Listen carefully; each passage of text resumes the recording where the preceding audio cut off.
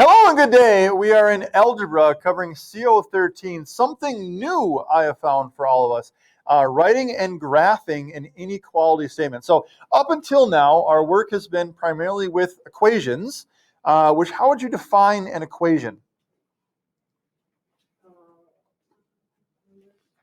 How would you find an equation? Yeah. It could be a formula. Anything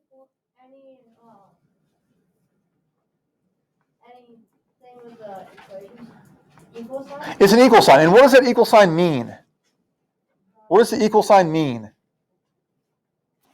has an answer? Nope, not that it has an answer. The equal sign literally means the same. Okay? So what an equation does is it compares two expressions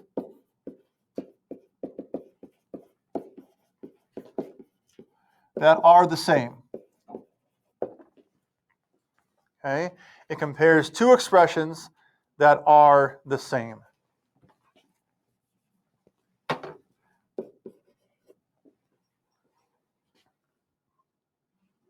When you're given an equation such as 3x plus 2 equals 17, you're able to solve that x equals 5 because you know that 3x plus 2 is the same as 17, right? If you didn't know that it was the same as 17 and I said solve for x, okay, how do I do that? You can't, because there's no value there, right? But comparing this with an equal sign, oops, I'm still holding here. Comparing this with an equal sign and saying this is the same as 17, now you can tell me, okay, then the left side must also be 17, and 5 is the value for x. That makes that happen. So an inequality does something similar, but it compares two expressions that are not the same. Okay? Compares two expressions that are not the same. Yeah. Yes. And there are four symbols that we use for inequalities. For an equation, there's only one. It's the equal sign, right? For an inequality, there are actually four. And so the first symbol looks like this. Okay? And this is considered the less than symbol. So in our first phrases box, write less than. Okay? We'll get to the graph in just a little bit. Right? So the less than symbol. The second symbol looks like this. Looks similar, but it opens the other direction. This would be the greater than symbol.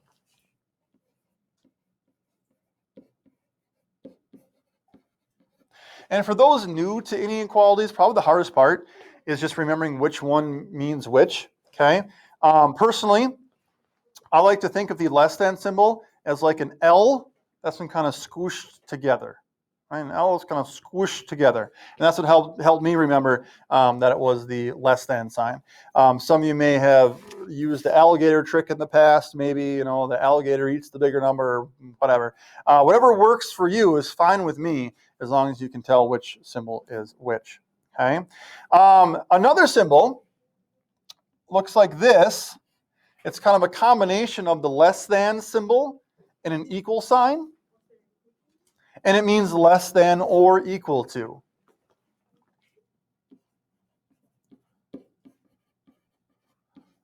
Less than or equal to.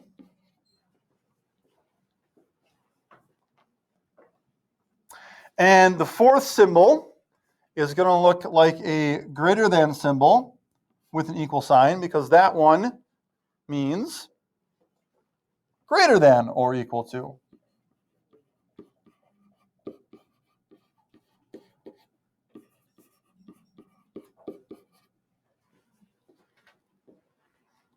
Okay.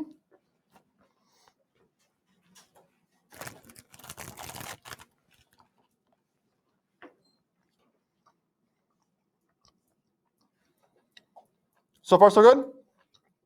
Okay, so, sorry, I'm eating a Sour Patch Kid. That's very rude.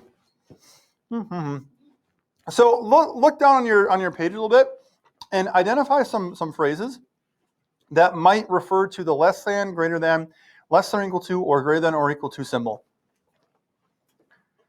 This first one here says burning at least 400 calories. Which symbol do you think that belongs to? When you use that phrase at least, what symbol does it refer to, Caleb? Less than or equal to? You'd think so, but it's tricky, right? If you want to burn at least 400 calories, what does that mean? You want to burn 400 calories or more, right? So the at least phrase actually belongs with greater than or equal to. Okay? At least 400 calories. Others, you see, Peter. What's the graph section? We'll get to that in just a second. Okay. Let's get these phrases down first. Blake. So what about most? The most you can spend at a store is $20. What symbol would that fall under, Blake? Less than or equal to, right? Okay. The most you can spend is $20. You can spend less than that. Also, you can spend equal to that. You can spend 20, but you can't spend more. So less than or equal to. What else do you see on here that would fall under one of these symbols? Will? Fewer. Okay, and that would be which symbol? Less than. Fewer. And so the difference between less than and less than or equal to, the phrase that comes from is fewer than 8 strokes to win. Does that mean you can get 8 strokes to win? No, you need fewer than that. So the difference between less than and less than or equal to is less than or equal to includes the given value, at least 400 calories, means you can burn 400 calories or less than that, or more than that. But fewer doesn't include 8. Okay, so it's just less than. Peter. You must be 18 or older to vote. Must be 18 or older to vote. Which symbol would you use for that one? Greater than or equal to. I'm not going to put, there's not really a mathy word in there. That was just kind of a real life contextual situation. But yes, that particular one is going to fall under greater than or equal to. Okay, that kind of 18 or older. Caleb. You can bring no more than $40 to the fair. No more than $40. Which symbol is that going to be? Less than or equal. Well done. No more than. Right? You can bring up to 40. You can bring 40, but no more than that. So 40 or less. Miranda. For what? Oh, just a general phrase. Yes. Less than would use the less than symbol. Joey. I thought I had one, but no. Okay. Any others? Yeah? Less than would be the less than symbol. Greater than, we could also include more than here, which is tricky because you have more than, which is greater. No more than is less than or equal to, right? And so you really got to pay attention to what the words are saying. What does this mean? Any others? We can add some more as we come across them, but let's get down to this next section here. We'll get to the graph, I promise, in just a little bit. Okay, just a little bit. So we're going to clear this. Scroll down and it says, because an inequality statement can be written 2 ways, don't fall in the trap of shading the direction the inequality is pointing. Really think about what the statement is saying. This goes with the graph here. Okay, so let's talk about that. So it says write 2 inequality statements that represent each situation, then make the graph. So burning at least 400 calories. We already said that the calories you want to burn are going to be greater than or equal to 400. Okay. C for calories, greater than or equal to 400. Now the other way to write that think about it. If the calories that you want to burn are greater than or equal to 400, what relationship does 400 have with C? If we flip that around and reverse it, how do we, what's going to happen to our inequality symbol so that we're saying the same thing? If the calories we want to burn are greater than or equal to 400, then 400 has what relationship with the calories we want to burn? Blake? Less than or equal to. Right? Let's say that we burn 500 calories. Is 500, for C here, is 500 greater than or equal to 400? Yes. Is 400 less than or equal to 500? Yes. So it works both ways, and that's how we know. Okay? So C is greater than or equal to 400. The other way to write that is 400 is less than or equal to C. Just reverse it, but the symbol needs to switch. Now for the graph. Okay? For the graph of this, we're going to use a number line. So go ahead and make a number line down below there. And what number do you think we're going to plot on this number line? What number do we care about here? Morgan. 400. Okay? So I don't need to put every single number on here. I really only care about the 400. And if we're going to use this graph to show the amount of calories we want to burn, which direction on that number line contains the numbers that are greater than or equal to 400? Left or right? To the right. Okay? Is 400 included in that? Yes. So above 400, I'm going to put a closed circle to show that 400 is included. And then I'm going to put an arrow going to the right to say 400 is included, so is everything else on the right side of 400. Oh, now the light bulb's coming back. Very good, very good. So I say shading up here. I mentioned shading. If you want to just kind of, instead of an arrow, shade the direction that your solutions are, that's fine also. Okay, just something that that tells me which side of 400 your solutions are on. So for the graph of greater than or equal to, it's going to be a closed circle going to the right.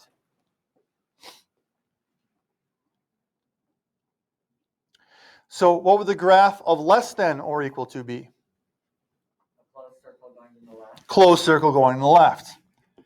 We have that or equal to piece with that filled in dot, and then to the left, the numbers less than whatever our target number is. Okay, so then you've done this before. What's the difference between the graph of greater than or equal to and the graph of just greater than? What's the difference here? Violet? Right. It's an open circle going to the right. Because in that case, if I said that I want to burn more than 400 calories, 400 wouldn't be included in that because 400 isn't more than 400. 401 is, so it's 402, right? But not 400. And so then for the less than symbol, it's going to be an open circle going to the left. Okay. So the next one, the most you can spend at the store is $20. We said that phrase most fell under less than or equal to. So if you want to use M for money, the money you can spend at the store is less than or equal to 20. What's the other way to write that?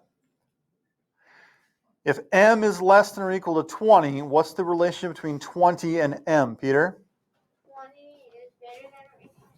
20 is greater than or equal to M, right? $20 is greater than or equal to the amount of money you can spend at the store.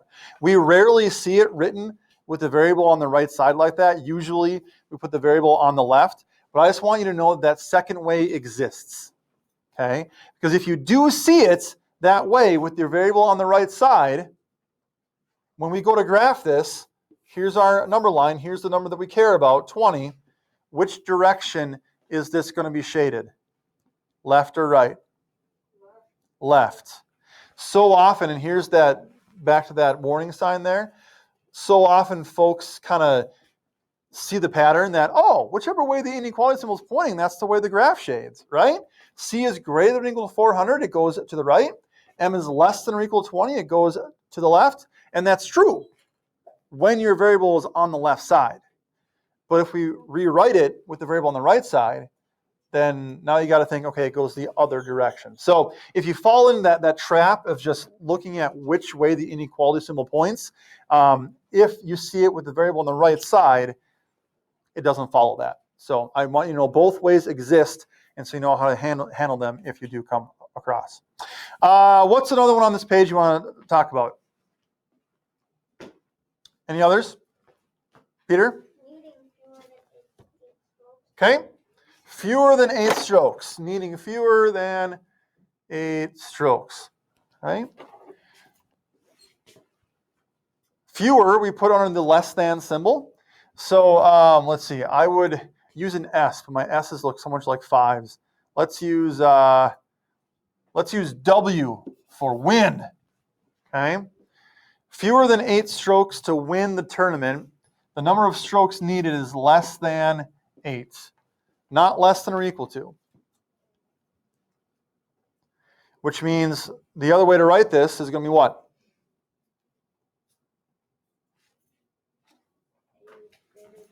Eight is greater than W. And you can always check to see if you've done that correctly. Pick a number that is less than 8. 5.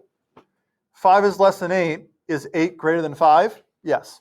And if it works in each of them, then you know that you've done it correctly. As far as our graph goes, we've got our number line here. The number that we care about is 8. Which direction are we shading, and what's our circle going to look like above 8? William? Open circle to show us that 8 is not included here. 8 strokes, you lose. Or you tie, probably, right? But it's not included in the number of strokes needed to win. Okay? So for the rest of these on this front side, I would like you to write the inequality both ways that we had talked about, then graph it using that number line. On the back side, or the second page, what do we have here? Same kind of thing, right? 2 inequality statements that represent each situation, then make the graph. All of these kind of deal with the same basic thing of temperature. So you do need to look at the words. What does colder mean? Warmer than mean? Negative 25 degrees or colder, negative 10 degrees or warmer. How do those phrases translate into each of the symbols? I'll give you a hint. Each symbol is used once. Okay? Each symbol is used once. But you do need to write both inequalities and then graph it. Then, down here, write 2 inequality statements represented by the graph. So here you need to interpret what the graph is saying. Let's just look at the first one there. I see an open circle. My graph, and I don't know how well you can tell on your page which way it's pointing there, but it's going to the right. So what symbol is an open circle going to the right?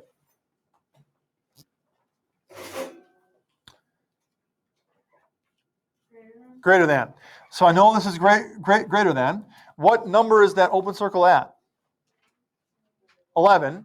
So n, or x or y, or whatever variable you want to use, n is greater than 11. That's what this graph is showing. It's highlighting the numbers that are greater than, but not including, 11. And then if n is greater than 11, it means that 11 is what to n? Less than n. And we can test this by picking a number here. Let's choose 14. Is 14 greater than 11? Yep. Is 11 less than 14? Yep. It works in both. Okay. So inequalities are used to compare things that are not equal. Okay. Yeah, I'll leave it at that for now. Any other questions on CO13? Very good. This will actually be homework that's due Thursday. We have a retake day tomorrow. You have con due Thursday as well, but if you don't have any retakes to do, and you can work on your con tomorrow during class. No math packet due this week. So that is how you math. Don't forget to like and subscribe.